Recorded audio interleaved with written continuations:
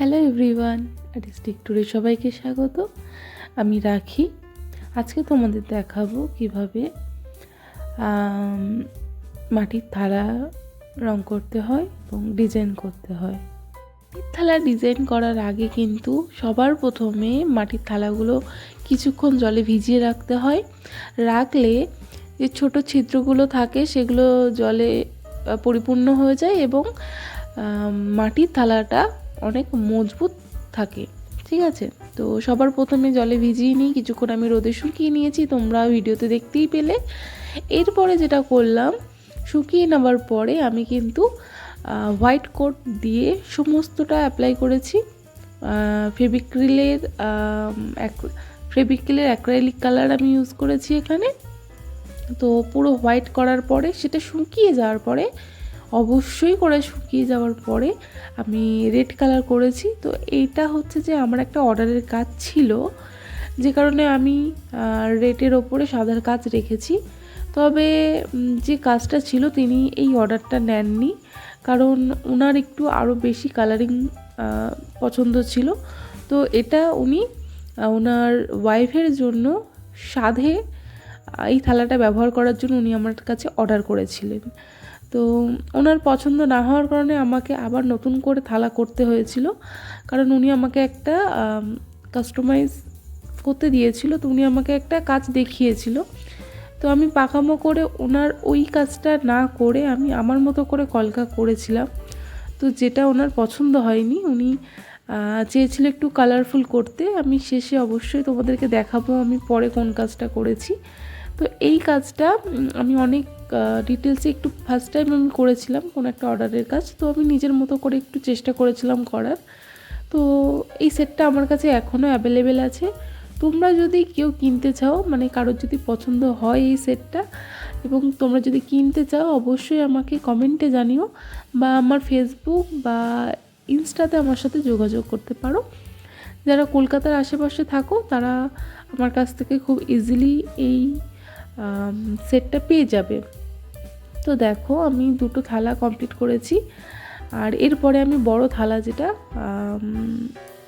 আছে সেটা আমি কমপ্লিট করছি। তো এই বড় থালাটা কিন্তু আমি অনেক ডিটেলস কাজ করেছি, অনেক সূক্ষ্ম সূক্ষ্ম কাজ রেখেছিলাম এখানে। তো এটা করতে আমার অনেকটা টাইম গিয়েছিল। তো এই কাজটা তোমাদের কেমন লাগছে কাজগুলো তোমাদের আমাকে জানিও। আর যেটা বলার সেটা হলো, তোমরা যদি চাও নিজেরা এরমভাবে করতে, অবশ্যই করতে পারো। খেয়াল রাখবে থালাটা খুব সাবধানে কাজ করার। হ্যাঁ, আর একটা জিনিস যেটা হয়েছিল, আমি যখন এই থালার সেটগুলো বা মাটির থালা যেগুলো এনেছিলাম, সেটা আমি বিধাননগর থেকে এনেছিলাম। তো বিধাননগর রোড যে স্টেশন আছে সেখান থেকে আমি এনেছিলাম। তো ওখান থেকে আনার পথে আমার বেখেয়ালে আমার একটা বাটি ধাক্কা লেগে ভেঙে যায়। যাই হোক, এই ছোট্ট একটা ইনসিডেন্ট তোমাদের সাথে শেয়ার করলাম। এবারে যেটা বলার ছিল, যারা যারা আমার কলকার কাজ ভালো লাগছে বা তোমরা হয়তো চেষ্টা করছো হচ্ছে না, তোমরা আমার এই চ্যানেলে শর্টসে গিয়ে দেখতে পারো। অনেক সিম্পল এবং মানে একদম সহজভাবে কলকার শেখানো বা কলকার কিছু টিউটোরিয়াল আমি দিয়ে রেখেছি, বেসিক টু অ্যাডভান্স।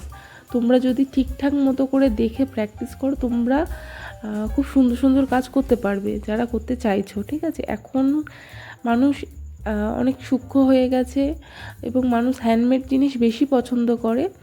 তো যে কারণে তোমরা যদি চাও দেখতে পারো। তো দেখো, এইভাবে আমি আমার কাজটা করে নিয়েছি। আর তোমাদের আরেকটা কথা বলার, সেটা হলো আমার এই চ্যানেলে আমি অনেক হ্যান্ডমেড জুয়েলারির কাজ শেয়ার করি। তোমরা যদি সেগুলো আমার থেকে পারচেস করতে চাও, আমার সাথে কন্ট্যাক্ট করতে পারো। আর তোমরা যদি আমার কাছে এই রকমভাবে কাস্টমাইজ কোনো থালার সেট অর্ডার দিতে চাও, সেটাও করতে পারো। দেখো, আমি এইভাবে কাজটা করেছি। জানি না ফোনের ওপার থেকে কেমন লাগছে, বাট খুব ডিটেলসে কাজ ছিল। গ্লাসটা আমি এরকম পদ্ম ফুলের ওপর রেখেছি। তো কাজটা কেমন লাগলো তোমরা অবশ্যই আমাকে জানিও, বারংবার বলছি, কারণ তোমাদের একটা কমেন্ট আমাকে খুব উদ্বুদ্ধ করে, আমি খুব খুশি হয়ে যাই। তো ভালো লাগলে অবশ্যই আমাকে কমেন্ট করে জানিও। তো আজকের মতো বাই, দেখা হচ্ছে নেক্সট কোনো ভিডিওতে। আর তোমরা যদি কেউ কোনো ভিডিও চাও বা কোনো জিজ্ঞাসা থাকে, কিছু জানতে চাও, তো আমাকে সেটাও জানাতে পারো। তো আজকের মতো বাই, আর সবাই ভালো থেকো, সুস্থ থেকো। দেখো এখানে আমি দেখানোর চেষ্টা করেছি, এত সূক্ষ্ম কাজ করেছি। তো আজকের মতো বাই।